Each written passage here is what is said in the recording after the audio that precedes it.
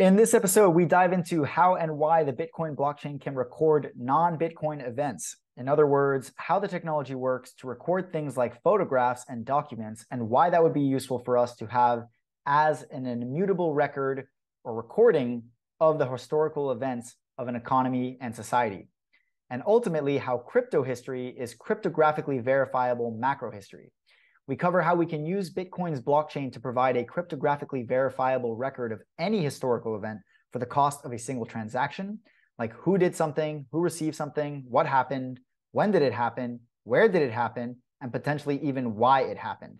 How the proof of existence mechanism can log arbitrary data to the Bitcoin blockchain, including data from other blockchains, to make copies of them.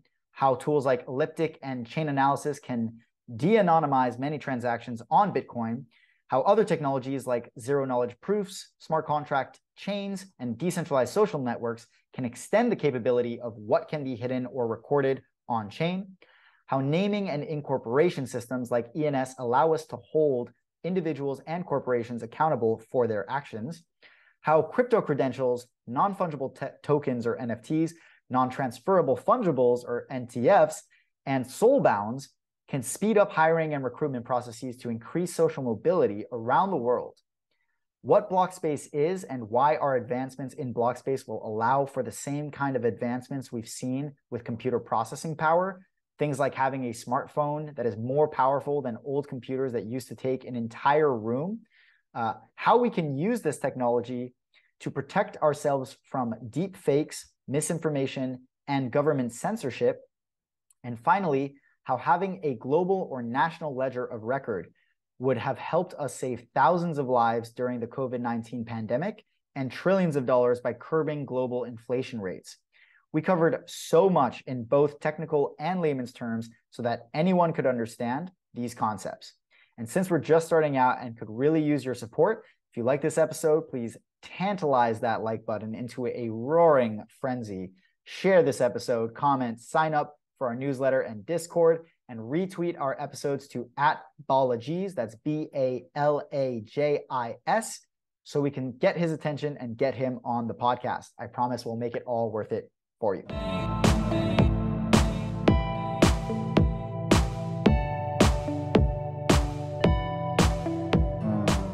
Hello and welcome to another episode of the Network State Podcast, which may or may not be changed to Network State Insights. Let us know what you think in the comments below. Ever since Balaji started his own podcast called the Network State Podcast, after we started it, we decided that we would let him keep that name considering he wrote the book. So that makes a lot of sense, but let us know what you think of Network State Insights, and maybe that is what you'll see us as next week. Today, we're going to be covering the Bitcoin blockchain, or how the Bitcoin blockchain can record non-Bitcoin events. In the last episode, 009, we talked about how the Bitcoin blockchain gives a history that's hard to falsify.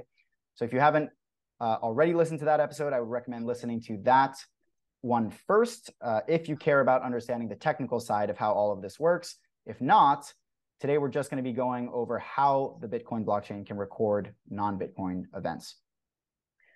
Okay, so this is another very highly technical episode. So if you're not super into that, you can feel free to skip it. But we're going to try our best to also keep this as relevant as possible to the bigger picture as to why these technical things matter for the big picture. And so even if you're not technical, we've explained all of these things in layman's terms so that you can at least understand what's going on. Okay, so for the price of a single transaction, the Bitcoin blockchain can be generalized to provide a cryptographically verifiable record of any historical event, a proof of existence. And we're going to dive into that concept very soon. For example, perhaps there is some off-chain event of significant importance where you want to store it for the record. Suppose it's the famous photo of Stalin. So here he links out to this photo of Stalin that was actually photoshopped in the early days. And it just goes to show like how far we've come with famous Photoshop. for photoshopping a lot of photos. Yeah, exactly. But you can still see, and right here, right, that he was photographed with one of his cronies. And then in this photo, the crony is gone and the photo has been edited, right? And this at that time was a pretty significant way of deceiving the public because there weren't that many records of that original photograph. Okay, so because you anticipate the rewriting of history. Now, the proof of existence technique we're about to describe wouldn't directly be able to prove the data of the file was real, but you could establish the metadata on the file, the who, what, and when to a future observer. These are all concepts we explored in the last episode. Specifically, given a proof of existence, a future observer would be able to confirm that a given digital signature, the who, put a given hash of a photo, the what, on chain at a given time, the when. That future observer might well suspect the photo could still be fake, but they know it'd have to be faked at that precise time by the party controlling that wallet. And the evidence would be on chain years before the airbrushed official photo of Stalin was released. That's implausible under many models. Who'd fake something so specific years in advance?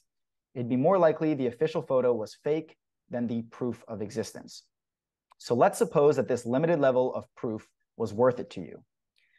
You are willing to pay such that future generations can see an indelible record of a bit of history. How would you get that proof onto the Bitcoin blockchain? The way you do this is by organizing your arbitrarily large external data set, a photo of, or something much larger than that, into a Merkle tree. And we're going to dive into that, calculating a string of fixed length called a Merkle root, and then writing that to the Bitcoin blockchain through op_return. This furnishes a tool for proof of existence for any digital file. Okay, so before diving into Merkle trees and roots and op_return, Raf, you had something to say about why this proof would be worth it to you. Yeah, I mean, this is a great intro into a very timely topic, which is how do we deal with the advancements of AI and AI-produced media? Because those are by definition fake. Yep. And suddenly they're populating more and more, and they will populate more and more of our content, whether they're done for like constructive purposes or for destructive purposes. And that's just going to be more accessible. So a real interesting thing is trying to run certain data points into the blockchain, into our historical equivalent of the Bitcoin at its as its most basic, so that we have proof of existences that we all collectively can agree on or at least capture. I guess there the backbone is, well, if we have these coming out, we can say whatever AI riffs off of that is no longer accepted, and maybe we can try and control a piece of the narrative. I think that's the idea behind this that I think is most current, and actually we'd love to tweet to Balaji about that actually, and how he sees that playing with the advent of AI. I'm sure he's working on an episode like that right now. Yeah, we've actually, so we're going to be diving into deep fakes later on in this episode as well. But yeah, it is extremely timely, as we've seen with all the different advancements in AI and how many videos you've seen of people just putting out deep fakes, some that are hilarious. Okay, so let's dive into what a Merkle tree is. Yeah. The big point here is like who are you motivating in at the end of the day to pay for this infrastructure, and how do you make sure that this is accessible to them? Because governments are notoriously the last to implement innovation, and what he's talking about isn't even fully accepted by businesses and definitely not individuals. So I think it's a very high barrier, and I'm not sure when or how we're going to see this in it to have the impact that he's looking at, which is like really a systemic shift. But okay, let's dive into it. Let's see how it works, and let's see what we can make a little bit more accessible through this conversation. Cool. So Merkle trees are used to help verify that the transactions in a block are valid and haven't been tampered with. They're a hash-based data structure. Anytime you hear the word hash, just think unique fingerprint or unique code, or ID or something. That is helpful to understand what hashes do technically. So they're a hash-based data structure, which is a way to store and organize data in a computer program. It uses a special kind of function called a hash function to turn the data into a unique fingerprint or hash. Think of it like a librarian organizing books in a library. Each book has a unique call number that helps the librarian put it in the right place on the shelf. In the same way, a hash function creates a unique number that helps the computer program organize the data in the right place.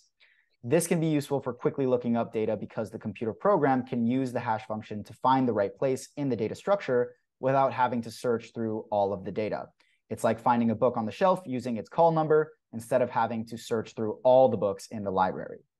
So hash-based data structures are used in many different types of computer programming programs, including databases, search engines, and even cryptocurrencies like Bitcoin.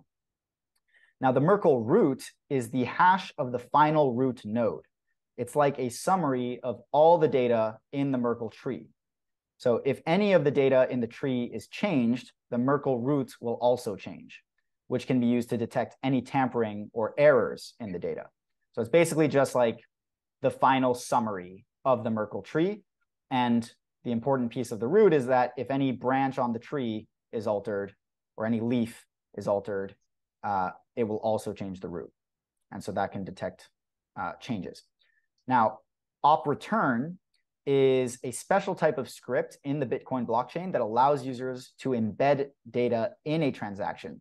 So normally when you send Bitcoins to someone, the transaction has two parts: the input, which is the source of the Bitcoins, and the output, which is the destination of the Bitcoins. But with op return, you can include additional data in the output, such as a message or a small file. So that could be like a photograph, right? So op return is useful for a variety of purposes, such as proving ownership or authenticity of a document or file, timestamping, or simply attaching additional information to a transaction. However, it's important to note that the amount of data that can be included in an op return output is limited. So it's not suitable for storing large amounts of data. So we'll see how that works with like massive videos or things like that.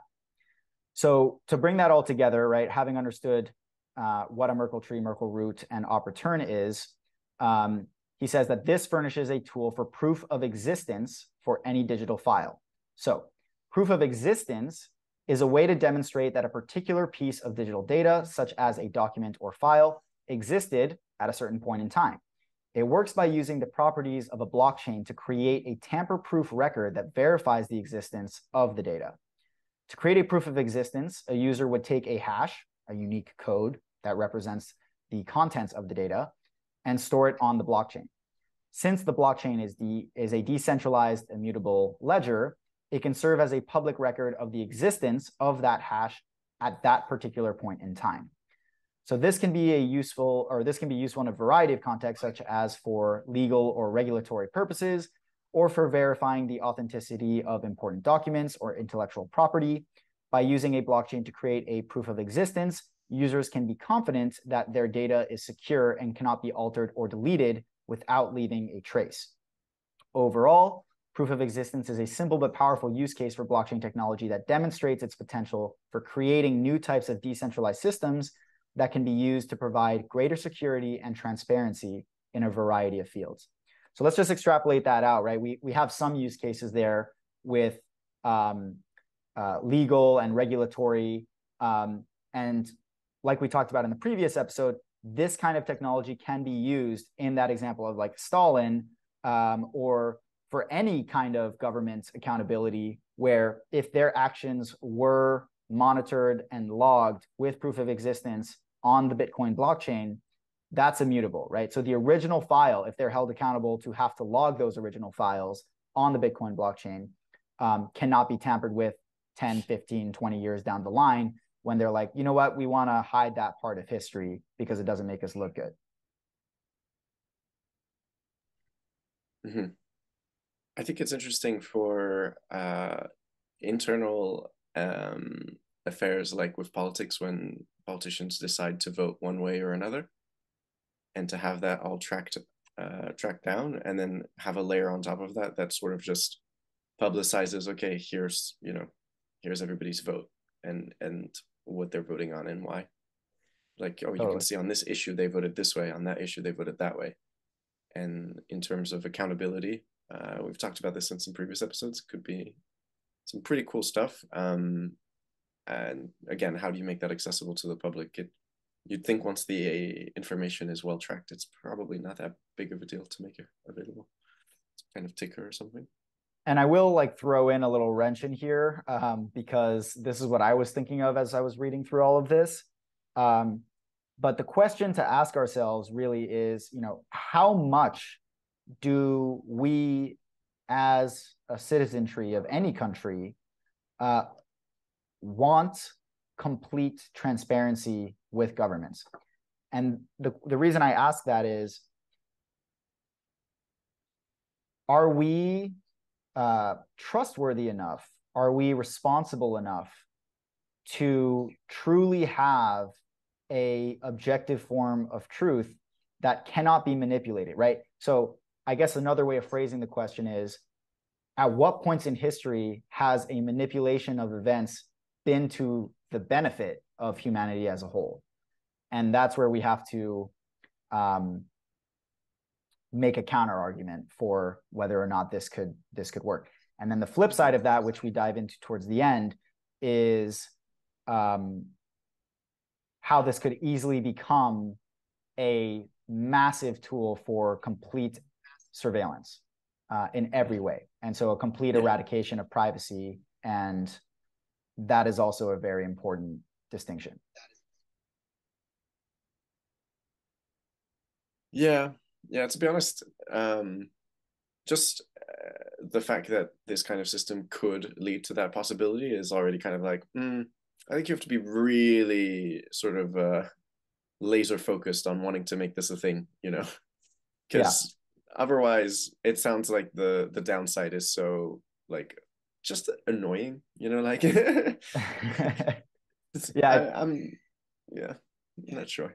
You could see it with like authoritarian regimes that really want to make it happen, right? But there are other cases in which, if it's a healthily functioning democracy, there will be options where people can choose, right, what needs to be logged and what should not be logged. And that's really where the crux of it is. Okay, so, right, moving on, we've got, you can do this as a one-off or a single piece of data or as a periodic backup for any non-Bitcoin chain. So you could, in theory, put a digital summary of many gigabytes of data from another chain on the Bitcoin blockchain every 10 minutes for the price of a single BTC transaction, thereby proving it existed. This would effectively back up this other blockchain and give it some of the reversibility properties of Bitcoin. Call this kind of chain a subchain. By analogy to the industrial use of gold, this type of industrial use case of a Bitcoin transaction may turn out to be quite important. A subchain with many millions of off-Bitcoin transactions every 10 minutes could likely generate enough economic activity to easily pay for a single Bitcoin transaction. So to just break down what that means and why this is important is we don't need another Bitcoin for this to work for other forms of logging data. We could copy every transaction on another blockchain into the Bitcoin blockchain. And that process, even though it would cost money each time for a Bitcoin transaction, if that other blockchain, the subchain, is generating economic returns, it could easily pay for itself to be logged forever on the Bitcoin blockchain. So if for whatever reason that subchain becomes vulnerable or hacked or is coerced into doing XYZ, we will still have a copy of its original content on the Bitcoin blockchain, which is much, much, much harder to change. Yeah, I mean, so yeah, he's laying down the groundwork for why this could potentially work. Taking care of the risks. Okay. We're following you, Balaji. Okay, so, and as more people try to use the Bitcoin blockchain, given its capacity limits, it might turn out that only industrial use cases like this could afford to pay sufficient fees in this manner. as direct individual use of the Bitcoin blockchain could become expensive.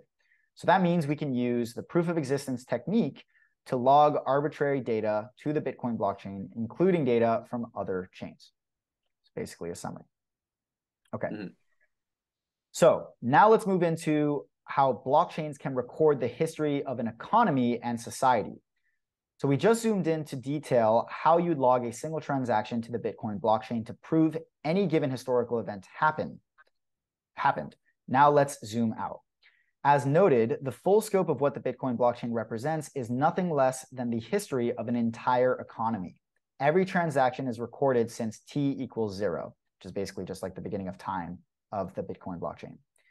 Every fraction of a BTC is accounted for down to 100 millionth of a Bitcoin. So nothing is lost, except of course for all the off-chain data that accompanies a transaction, like the identity of the sender and receiver, the reason for their transaction, the SKU of any goods sold, and so on.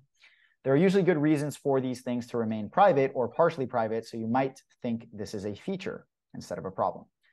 The problem is that Bitcoin's design is a bit of a tweener, as it doesn't actually ensure that public transactions remain private. Indeed, there are companies like Elliptic and Chainalysis devoted entirely to the de-anonymization of public Bitcoin addresses and transactions.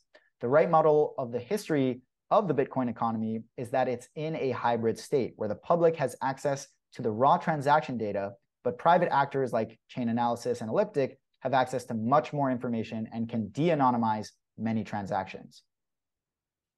Moreover, Bitcoin can only execute Bitcoin transactions rather than all the other kind of digital operations you could facilitate with more block space. We'll dive into block space soon. But people are working on all of this.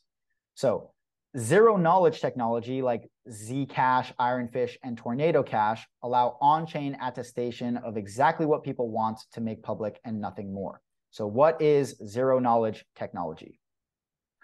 So a zero knowledge proof, sometimes also referred to as a ZK protocol, is verification method that takes place between a prover and a verifier in a zero knowledge proof system. The prover is able to prove to the verifier that they have the knowledge of a particular piece of information, such as the solution to a mathematical equation, without revealing the information itself. These proof systems can be used by modern cryptographers to provide increased levels of privacy and security. So there are ways using this technology to keep things private, is the takeaway there. Smart contract chains like Ethereum and Solana extend the capability of what can be done on-chain at the expense of higher complexity. Decentralized social networks like Mirror and DeSo put social events on-chain alongside financial transactions. Naming systems like the Ethereum Name Service, or ENS, and Solana Name Service, or SNS, attach identity to on-chain transactions. The takeaway there is if you register an ENS name or an SNS name and you attach it to your wallet, now you also have attached that identity of that name service or that username to that wallet. That doesn't mean that your actual real world identity is tied to that username, but there is a username tied to the wallet. I've done that. Yeah. And I feel like I How'd do it go? want my identity to be tied. It was very easy and quite cheap. I recommend it. Easier than buying a domain if you have a wallet already set up. I think that's the best analogy, right? Is like it's just like buying a website domain or a username on a social media platform. If That anybody you wants to send crypto forever. to me, just Benros, BENROS.ETH. Very nice. I own my last name. What up? Yeah. Okay, so incorporation systems allow the on-chain representation of corporate abstractions above the level of a mere transaction, like financial statements or even full programmable company equivalents like DAOs. And new proof techniques like proof of solvency and proof of location, which we'll dive into, extend the set of things one can cryptographically prove on-chain from the basic who, what, when of Bitcoin. So like we talked about in the last episode, Bitcoin allows us to track, there is a way to track the who, what, and when. Proof of solvency is a method used by cryptocurrency exchanges and other financial services providers to prove that they have enough assets to cover all of their liabilities. In other words, it's a way to demonstrate that they actually have all the funds that they claim to have and that they are not operating in a way that could put their customers' funds at risk. This is extremely relevant for what we saw with FTX, right? The basic idea behind proof of solvency is to provide users with a cryptographic proof that verifies the exchange's financial health. This is typically achieved by publishing a proof of reserves or a proof of assets statement that shows the total amount of assets held by the exchange, along with a cryptographic signature that proves that the statement is authentic. So if we had some really robust proof of solvency systems, we wouldn't have an FTX crisis. We wouldn't have this massive crash. Same goes for if USDC, for example, which is supposed to hold a one-to-one reserve of actual US dollars, physical US dollars in cash towards the exact amount that they have in USDC, those kinds of accountabilities are really important to keep the structures of these cryptocurrencies and the trust in these cryptocurrencies alive. And then proof of location is a concept that refers to using blockchain technology to verify the physical location of an individual or device. It's a way of proving that someone or something is actually in a specific location at a specific time, which can have a wide range of applications in areas such as logistics, supply chain management, and even elections. The basic idea behind proof of location is to use a combination of GPS technology, blockchain, and smart contracts to create a verifiable and tamper-proof record of a device's location. This is typically achieved by having the device periodically broadcast its location to a network of nodes, which can then verify the location data and add it to the blockchain.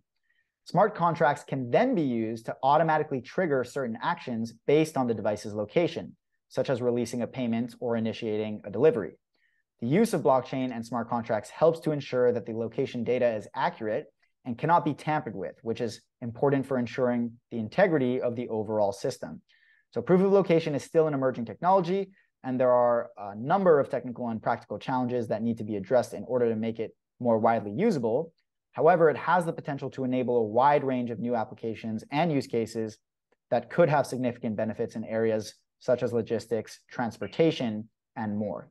Right? So to illustrate the point, any high value asset that's physically being transported from one place to another should be using proof of location to ensure where it is at all times and not release any kind of funds or to protect whoever is sending that item, right, until the proof of location of that item has been verified as where it was meant to be or be sent.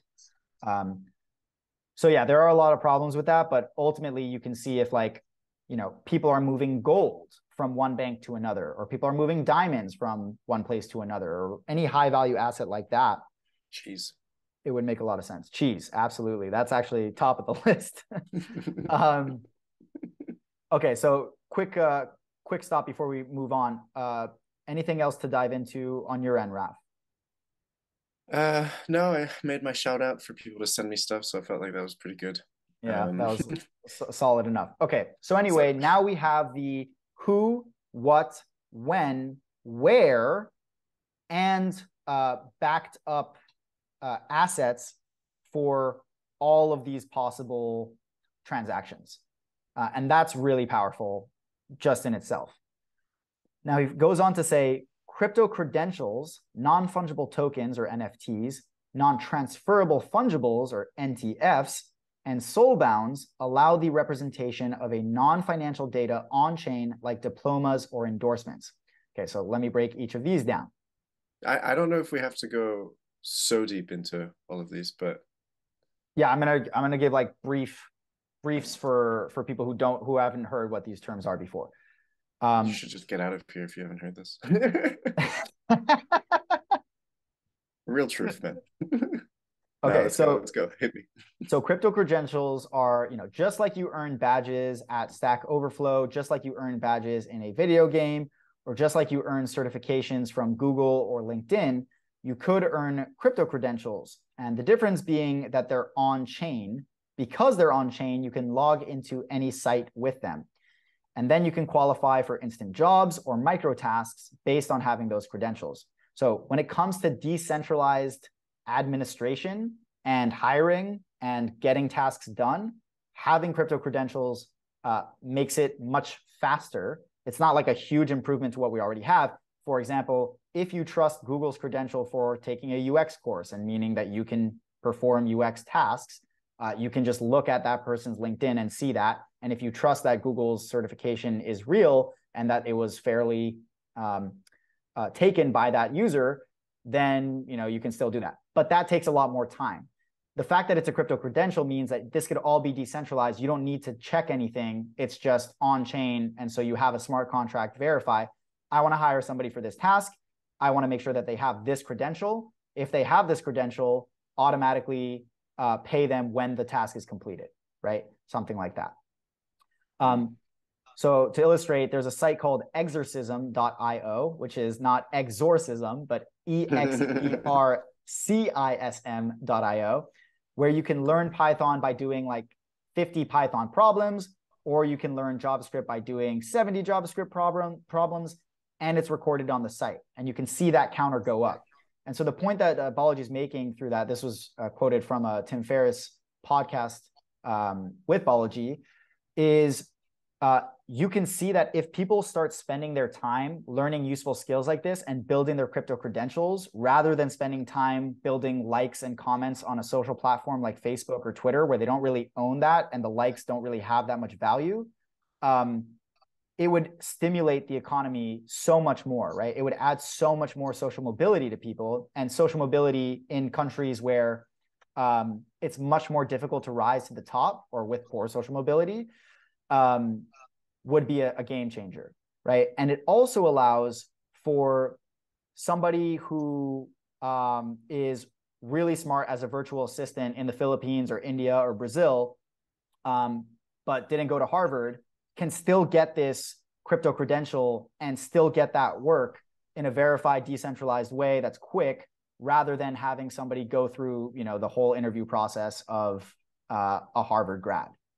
So that's where like having these starts to become really interesting. Anything on that? Oh, I think we're good, sir. We have a train to catch, so we gotta get moving. NFTs. This one, I think, if you haven't heard of, you definitely need to Google it. But non-fungible token is a term used to describe a unique digital asset whose ownership is tracked on a blockchain, such as Ethereum.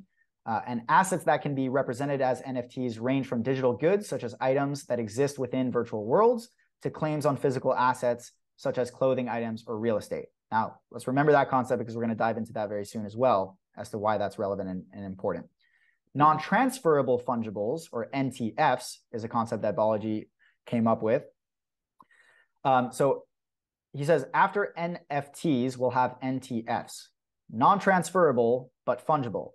The example of it being a college degree in computer science, and a better example being an on-chain crypto credential earned for solving a single exercise. Non-transferable because it can't be sold. Fungible because all did the same exercise. So it's kind of standardizing a diploma or an exercise even better, right? Like, here's a unique coding problem. If you solve it, you get this crypto credential. I can't sell that to anybody, right? But I have it, and it's clear that it's the same that everybody else has passed. Okay. And then now soul bounds allow the representation of a unique item. So this is pulled from a blog post by Vitalik Buterin. He compares it to the World of Warcraft. So I love this. He says, one feature of World of Warcraft is that that is second nature to its players, but goes mostly undiscussed outside of gaming circles, is the concept of soul-bound items. A soul-bound item, once picked up, cannot be transferred or sold to another player. Most very powerful items in the game are soul-bound and typically require completing a complicated quest or killing a very powerful monster, usually with the help of anywhere from 4 to 39 other players. Hence, in order to get your character anywhere close to having the best weapons and armor, you have no choice but to participate in killing some of these extremely difficult monsters yourself. The purpose of the mechanic is fairly clear. It keeps the game challenging and interesting by making sure that to get the best items, you have to actually go and do the hard thing and figure out how to kill the dragon. You can't just go kill boars 10 hours a day for a year, get thousands of gold, and buy the epic magic armor from other players who killed the dragon for you, right? He's speaking from experience. Yeah, probably. But I think that's really interesting because now we have a way of potentially having proof that somebody actually did the thing that was difficult. And ultimately, so when it comes to like hiring, recruitment, these kinds of concepts would save so much time, right? Because you don't have to worry about interviews. You don't have to have them do a case study or whatever. It's just you acquired this thing. You can't transfer that thing. That thing is unique to you. And if that means that you did that, meaning you solved this incredibly complex use case that we have, or you solved this problem that, you know, is shared and is very difficult, but that this job requires, I don't have to check, you know, it's done. Cool. Let's fast track that hiring process. Let's put babies on there too. Soul-bound children to parents. Yeah, exactly. we'll soul bind our kids.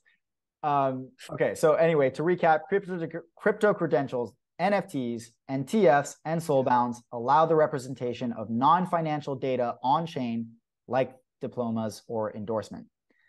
What's the point? If block space continues to increase, even more of the digital history of our economy and society will be recorded on-chain in a cryptographically verifiable yet privacy-preserving way. The analogy is to the increase in bandwidth, which now allows us to download a megabyte of JavaScript on a mobile phone to run a web app, which was an unthinkable indulgence in the year 2000. So to kind of understand this, you have to understand block space. In the context of a blockchain, block space refers to the amount of data that can be included in a single block of the blockchain.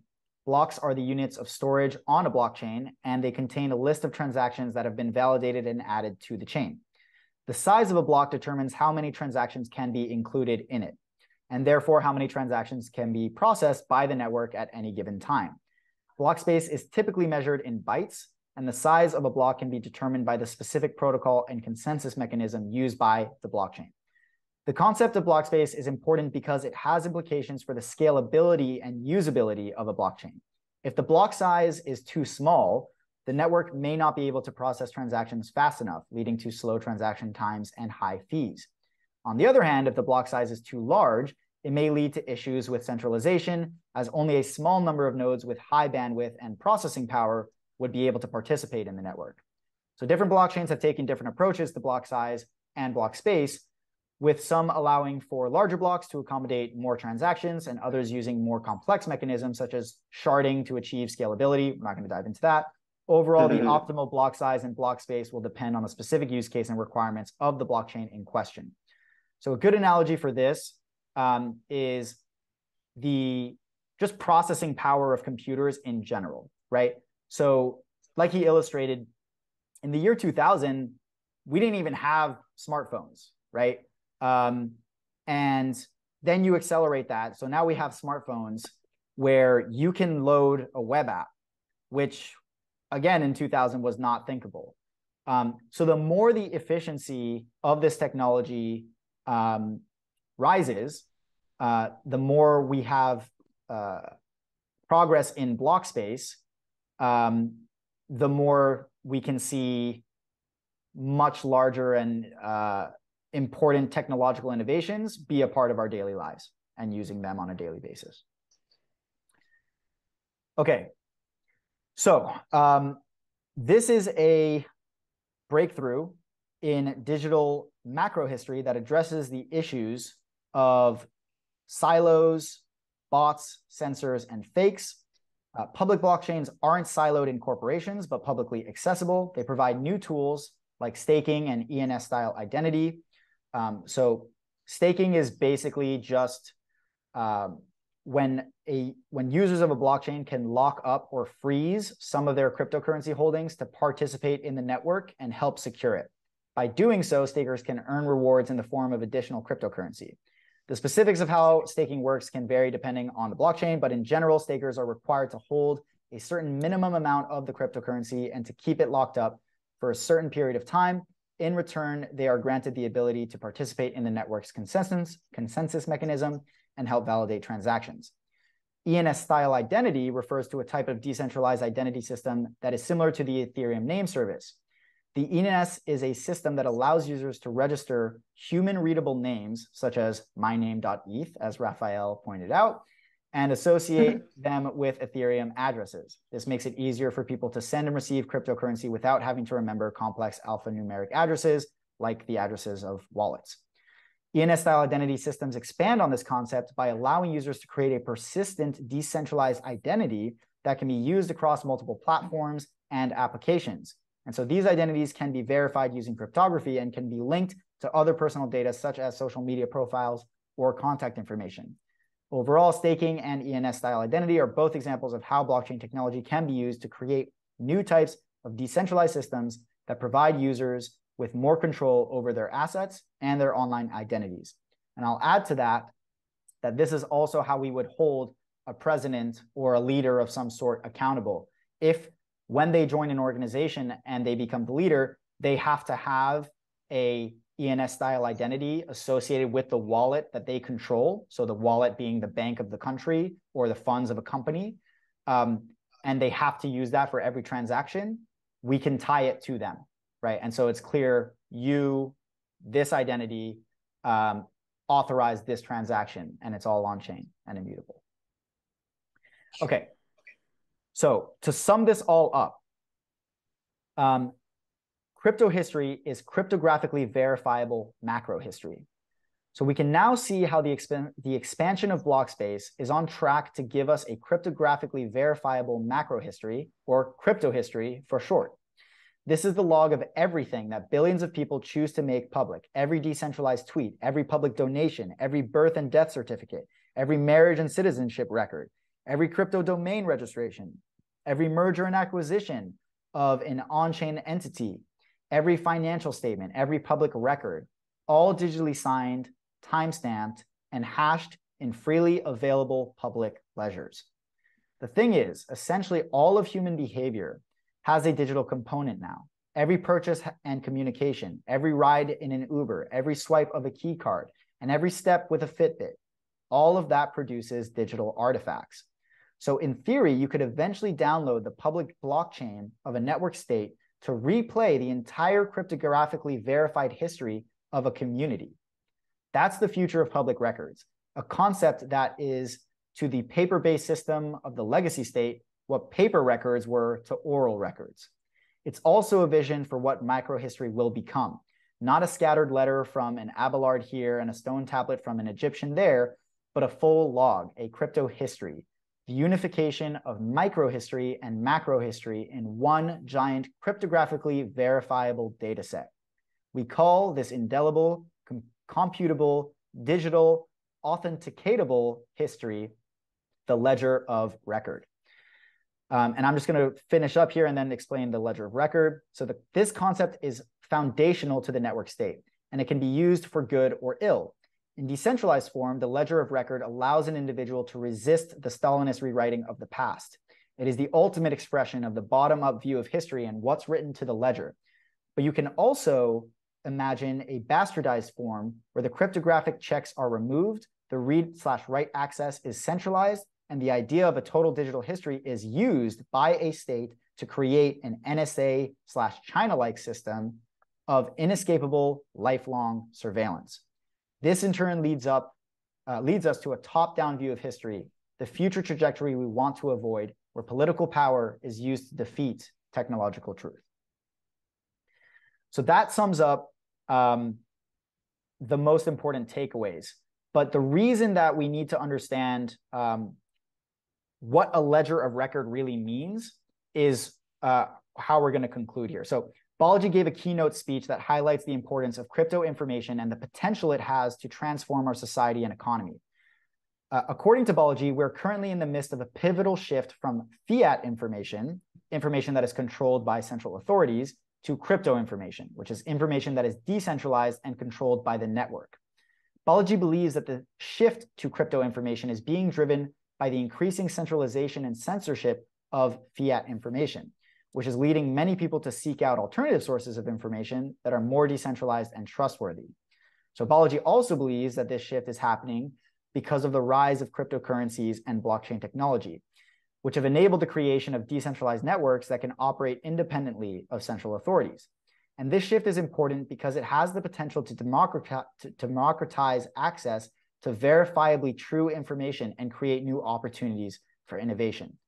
For example, the shift to crypto information has the potential to address some of the issues that we experienced during the COVID-19 pandemic by providing a decentralized and verifiable source of information, right?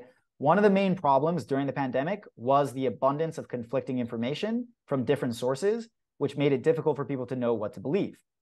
With a crypto information system, information could be stored on a blockchain in a decentralized manner, meaning that it would not be controlled by a central authority or susceptible to censorship. And this would allow people to access information that is authenticated and verified by the network, which could help to reduce the amount of conflicting information and misinformation. Additionally, since the information is stored on a blockchain, it would be cryptographically secured and tamper-proof, providing an extra layer of security and trust. Now, it is true that more information from non-experts could potentially contribute to misinformation. But a shift to crypto information could actually help to reduce the spread of misinformation in several ways.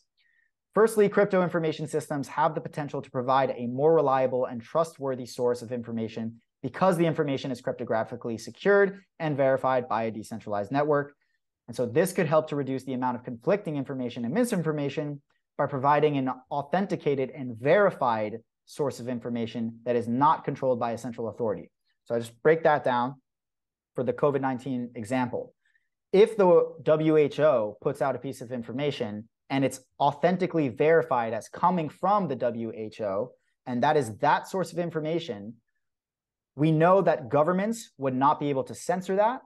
We also know that it came directly from the WHO, right? Now, you could apply the same to the CDC. You could apply the same to any other country's health organization. You could also apply the same to an individual YouTuber who's talking about their information about what you should do regarding COVID, right? And so really what this is saying is that all we can do is track who is saying what they're saying, and verifying that they're actually the ones who are saying it. And this is how we get into like deep fakes and stuff. But secondly, crypto information systems could also help to encourage transparency and accountability by providing a public and tamper-proof record of information.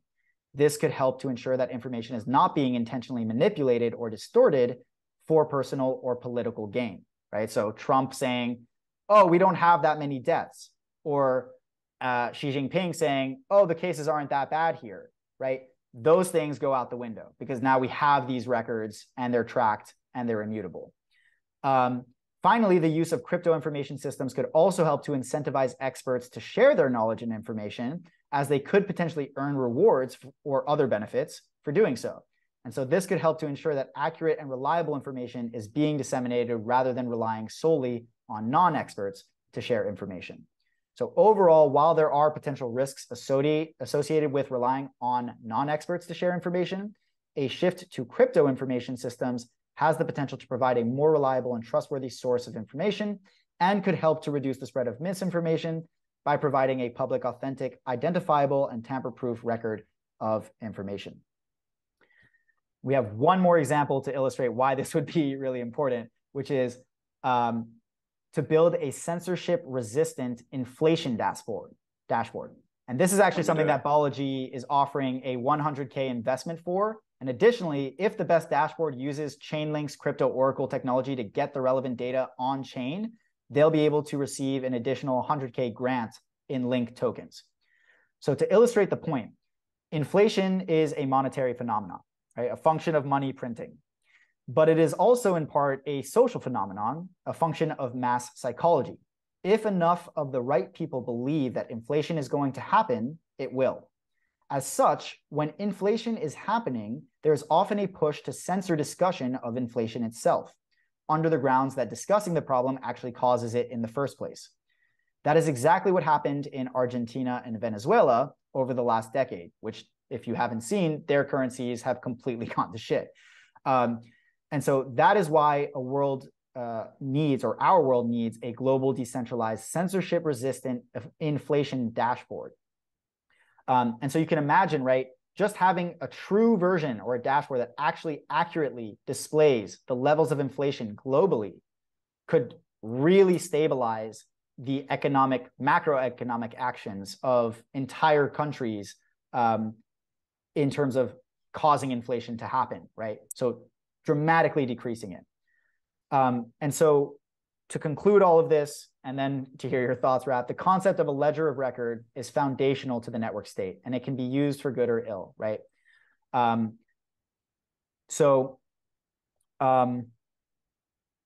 Notes, comments, thoughts before closing out and concluding. Sure. I think my two biggest takeaways is I'm actually less convinced now that we've gotten into it.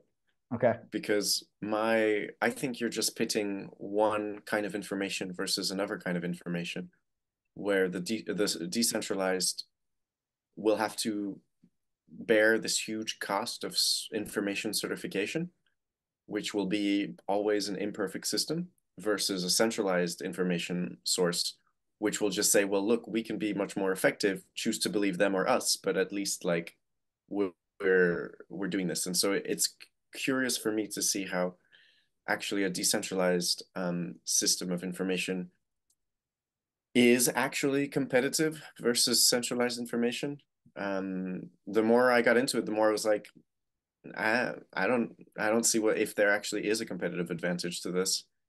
Apart from saying, oh, look, we can verify certain information, but then why do I care that it's still a great question of like, why do I care that this information is being certified in this way?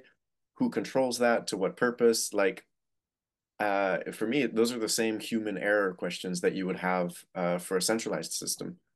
So at the end of the day, maybe I'm missing something. This is worth, I'd like to see if there is more information from Balaji coming our way because yeah, for me, this is not actually a selling point, that strong of a selling point. And then but what is interesting is this trend, the initial idea that he proposes that there could be a shift in information systems. That part I think is interesting. Again, I think what the result is not, oh, decentralized is the superior alternative, but rather now we have two conflicting systems of information. And then there's a lot of people in the middle being like, well, actually, I'm unsure if I believe what the Chinese government is saying or what the American government is just shifted now to, well, I don't know if I care or believe what the governments are saying versus what this crypto record of ledger is saying. So I don't think it's so clear cut in that way. And there maybe I'm reading too much into this, or maybe there actually is a bias in this because he is trying to push this idea, but I think it would be worth testing out. The reason that he cites for the rise of this information is because there's lower trust, essentially, in what centralized information is doing. I think partly that's done through private sources, partly that's done through public sources like governments. And within there's already different motivations that keep the evolution of how information is displayed already quite dynamic. So adding a layer of decentralization, I don't know if that's actually going to disrupt it in the same way, because we already have two completing powers in that. And then secondly, the analogy that he uses is the rise of cryptocurrency as an alternative to like that. This has been a rise, but that rise is not, we shouldn't take as like exogenous. The rise of cryptocurrencies was linked last year in terms of value to the lower returns that you were being offered from central banking authorities, right? There's an inverse relationship in terms of what are the banking interest rates versus what is the value of cryptocurrency. And so where do you see that relationship in governments? It's much more complex. And I don't think it's this question of censorship or not. Actually, that's going to be driving that. Yeah. So I had a very similar sentiment. And so my conclusion from all of this is kind of like what I started with bringing up how much do we trust ourselves? So there's two parts of this, right?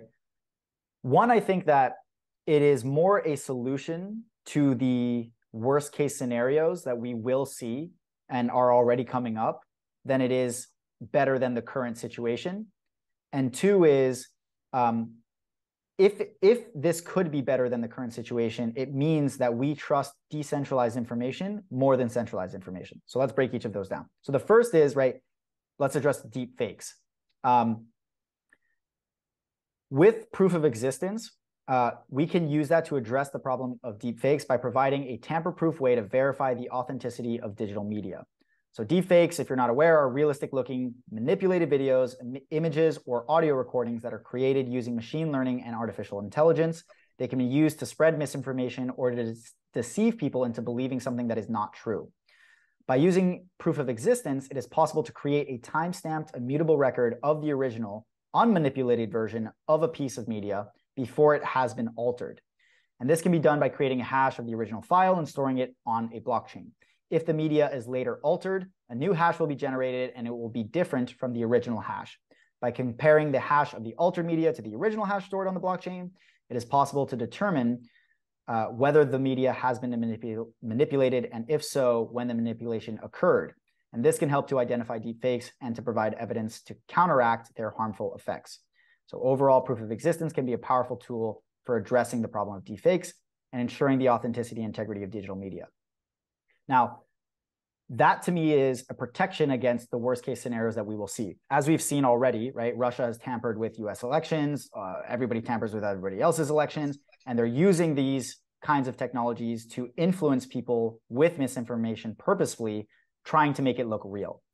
And so this is more of a protection against that.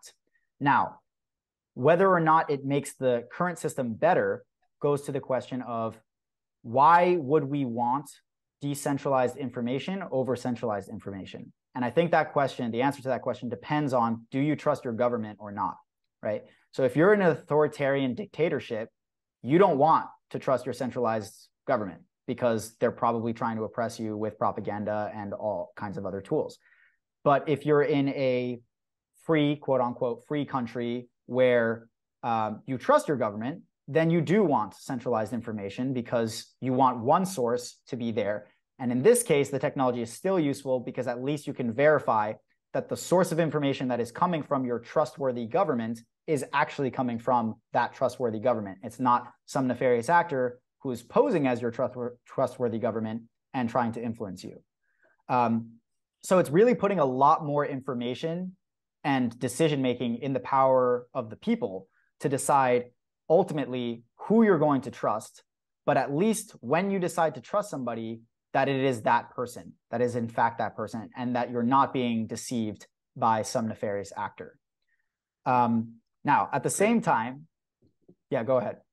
Well, yeah, I mean, I hope we get to dive into specifically that piece, like as a standalone conversation coming up. And also, I'd be curious if somebody creative, more creative than either of us possibly, but gets into all of this and is able to come up with a good sci-fi style, like book on what kind of organization, what kind, like using this infrastructure and positing, okay, look, this is the logical like extrapolation of this in our world. I think this would be kind of fun. It's like, okay, there's a George Orwell sort of version of centralized information. What's the George Orwell decentralized version of this information? Yeah, exactly. Right. Yeah. What is the other evil end of this spectrum look like? And I think that's going to be way worse, which is why like these things might bring on other stuff. Okay, so quickly conclude before you go then. Why does this make everything censorship resistant? Because if you're in one of those nefarious countries or oppressive governments and you are a whistleblower or you want to show the world what is happening in your country, by attaching these files to a Bitcoin blockchain, which you have public access to, right? Nobody can regulate. You can at least share, this is what's happening here, and let the world know that this is what's happening here, right? So in cases where human rights violations would be a massive issue, just having that and then being able to pull that up at the UN and say, look, like this is a violation of human rights and we need to take action. That's another use case that individual country cannot censor. Mm. Yeah. Okay, so that was a lot. Thanks for tuning in. If you like this episode, please like it, comment, subscribe, share, rate the podcast, sign up for our newsletter to get exclusive perks. Also sign up for our Discord. We just launched it. You can find the link in the description below. Plus, we're going to be launching some merch. What do they do if they don't like the episode? Just by the way. If you don't like the episode, you can just leave. Just don't actually give us constructive criticism if that's your thing, if that's your bag. We would like to hear that. But if you're just gonna hate, just bounce because we don't need it. But yeah, catch us in the next one. Till then.